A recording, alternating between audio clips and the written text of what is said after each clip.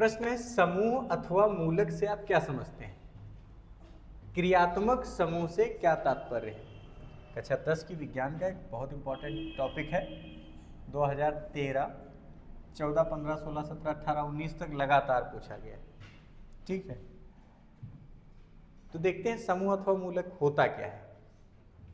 तो देखिए, सामान्यतया कार्बनिक यौगिक दो भागों से मिलकर बने होते हैं। कोई भी कार्बनिक यौगिक हो, अभी हमने देखा था कि हाइड्रोकार्बन जो होते हैं वो हाइड्रोजन और कार्बन से मिलकर बने होते हैं। उसी तरीके से सामान्यतः अधिकतर कार्बनिक यौगिक दो भागों से मिलकर बने होते हैं। प्रत्येक भाग समूह अथवा मूलक कहलाता है। प्रत्येक भाग क्या कहलाता है? समूह अथवा मूलक कहलाता है। माना, थोड़ा सा लिख लेते हैं, माना एक यौगिक, माना एक यौगिक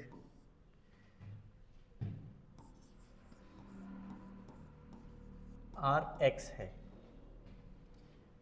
इसमें दो भाग होंगे। अब इसमें कितने भाग हैं? दो भाग हैं। इसमें कितने भाग हैं? दो भाग हैं। अब समझिए दो भाग कौन कौन से हैं। एक भाग R और दूसरा भाग X, और ये दोनों ही समूह या मूलक हैं। ठीक है, ये दोनों ही समूह या मूलक हैं। तो इसमें एक भाग कौन सा भाग हो गया? R, और दूसरा भाग कौन सा हो गया? X। एक भाग R भाग हो गया, ये हो गया प्रथम भाग। कौन सा भाग? प्रथम भाग। और ये हो गया द्वितीय भाग। कौन सा भाग हो गया? द्वितीय भाग। ठीक है, प्रथम भाग को हम एल्किल समूह या एल्किल भाग भी कहते हैं। एल्किल भाग या एल्किल समूह भी कहते हैं। और द्वितीयक भाग को हम क्रियात्मक समूह कहते हैं। क्या कहते हैं? क्रियात्मक समूह कहते हैं।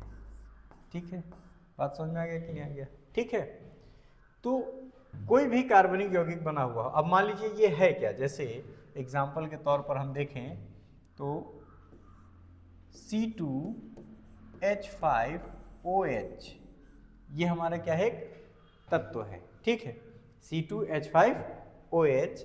अब इसमें C2H5 अलग है और OH अलग है, तो इसको हम लिख सकते हैं कि ये हमारा R है और ये हमारा X है।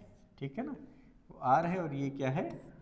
X है। ठीक है, तो इस हिसाब से जो C2H5 और OH ये दोनों अलग अलग हुए, ये जो होगा ये क्या होगा? एल्किल समूह। क्या होगा? एल्किल समूह। क्या होगा? एल्किल समूह। ठीक है, ये होगा एल्किल समूह। और ये वाला क्या होगा? ये होगा हमारा क्रियात्मक समूह। क्या होगा? क्रियात्मक समूह। ठीक है, बात समझ में आ गई कि नहीं आ गई? वो एल्किल समूह, ये क्रियात्मक समूह। ठीक है, हमको बताना क्या था? समूह अथवा मूलक से आप क्या समझते हैं? तो समूह और मूलक हम समझ गए कि नहीं समझ गए? सामान्यतः कार्बनिक यौगिक दो भागों से मिलकर बने होते हैं। प्रत्येक भाग समूह अथवा मूलक कहलाता है। अब माना एक यौगिक Rx है। Rx कुछ भी हो सकता है, C2H5OH ये भी है, या CH3OH, CH3OH ये भी है। ठीक है ना, तो ये दोनों क्या है? ये दोनों एक ही चीज है। ठीक है ना, इसमें ये वाला एल्किल समूह और ये वाला क्रियात्मक समूह हो जाएगा। ठीक है, तो ये लिखा है प्रत्येक भाग समूह अथवा मूलक कहलाता है। माना एक यौगिक Rx है जिसमें दो भाग हैं, ये R प्रथम भाग है और X द्वितीय भाग है। प्रथम भाग को क्या कहते हैं? एल्किल समूह, और द्वितीय भाग को क्या कहते हैं? क्रियात्मक समूह कहते हैं। बात समझ में आ गई कि नहीं आ गई? ठीक है, अब कुछ चीजें और सीख लेते हैं, जैसे कि जो क्रियात्मक समूह होता है वो क्या होता है, क्योंकि क्वेश्चन में एक चीज और पूछ रहा है। क्या पूछ रहा है? कि क्रियात्मक समूह से क्या तात्पर्य है। ठीक है ना, तो हम उसको भी देख लेते हैं कि क्रियात्मक समूह क्या होता है। तो इसके बाद जब हम लिखेंगे क्रियात्मक समूह, क्रियात्मक समूह ज़्यादा कुछ आपको नहीं लिखना है। किसी भी यौगिक के, कोई भी यौगिक हो, किसी भी यौगिक के रासायनिक गुण जिस समूह पर निर्भर करते हैं उसे क्या कहते हैं? क्रियात्मक समूह कहते हैं। तो जो R और X था, यहाँ पर जो R और X था, उसमें RX के जो रासायनिक गुण हैं वो किस पर निर्भर करते? क्रियात्मक समूह पर। तो R पर भी तो कुछ निर्भर करता होगा। R पर क्या निर्भर करेगा? भौतिक गुण। क्या निर्भर करेगा? भौतिक गुण। ठीक है ना? क्या निर्भर करेगा? भौतिक गुण। तो जैसे एक एग्जांपल हमने लिया था C2H5OH, तो इसमें एल्किल समूह है C2H5 और OH क्या है?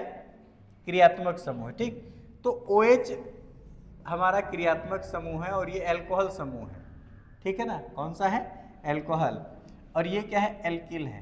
ठीक है, तो C2H5 बताएगा कि इसके भौतिक गुण कैसे होंगे। भौतिक गुण मतलब इसकी प्रकृति कैसी होगी, इसका रंग कैसा होगा, इसका स्वाद कैसा होगा, ये सारी चीजें। ठीक है, और OH क्या बताएगा? इसके रासायनिक गुण। भौतिक गुण मतलब जिनको हम भौतिक रूप से जिनका परीक्षण कर सकते हैं वो सभी भौतिक गुण। रासायनिक गुण वो होते हैं जिनका हम भौतिक रूप से परीक्षण नहीं कर पाते, उनके लिए हमें केमिकल रिएक्शन करवानी पड़ती है, वो सभी क्या कहलाएंगे? रासायनिक गुण। मान लीजिए CH3OH है, CH3OH, और यहाँ पर है C2H5OH, तो इसमें भी OH है और इसमें भी OH है। तो इसका मतलब जिस तरीके के रासायनिक गुण C2H5OH के होंगे लगभग उसी तरीके के रासायनिक गुण CH3OH के होंगे। ठीक है ना? तो इस तरीके से क्रियात्मक समूह जो होता है उस पर सभी रासायनिक गुण निर्भर करते हैं और एल्किल समूह जो होता है उस पर भौतिक गुण निर्भर करते हैं। ठीक है, बात समझ में आ गई कि नहीं आ गई? नोट कर लीजिए।